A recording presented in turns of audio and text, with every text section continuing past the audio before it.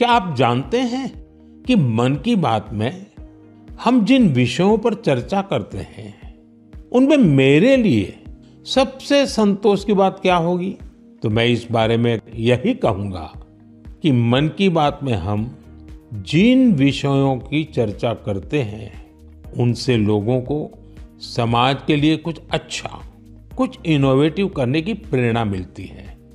इससे हमारी संस्कृति, हमारे देश के कई पहलू उभर कर सामने आते हैं। साथियों, आप में से बहुतों को याद होगा, करीब 5 वर्ष पहले मैंने इस कार्यक्रम में भारतीय नस्ल के श्वान यानी डॉग्स की चर्चा की थी।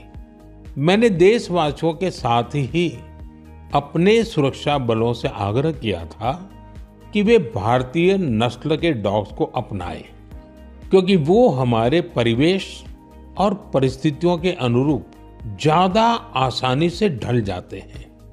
मुझे ये बताते हुए खुशी हो रही है कि हमारी सुरक्षा एजेंसियों ने इस दिशा में काफी सराहनीय प्रयास किए हैं। बीएसएफ और सीआरपीएफ ने अपने दस्तों में भारतीय नस्ल के डॉग्स की संख्या बढ़ाई है।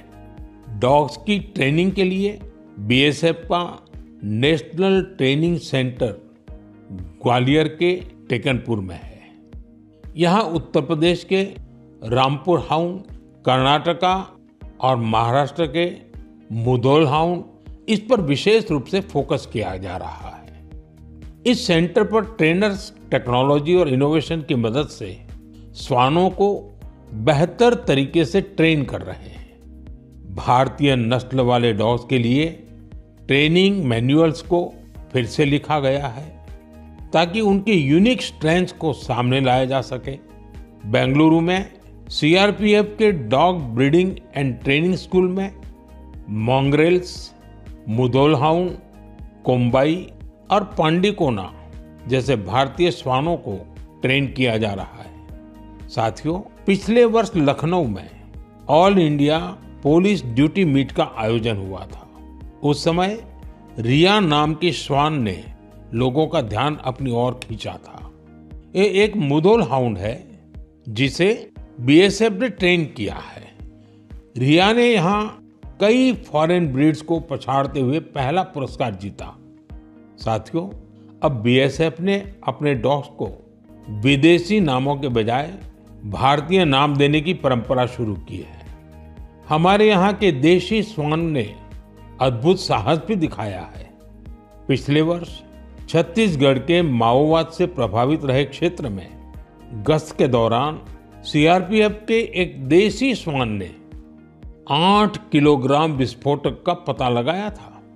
बीएसएफ और सीआरपीएफ ने इस दिशा में जो प्रयास किए हैं उसके लिए मैं उन्हें बधाई देता हूं। वैसे मुझे 31 अक्टूबर का भी इंतजार है।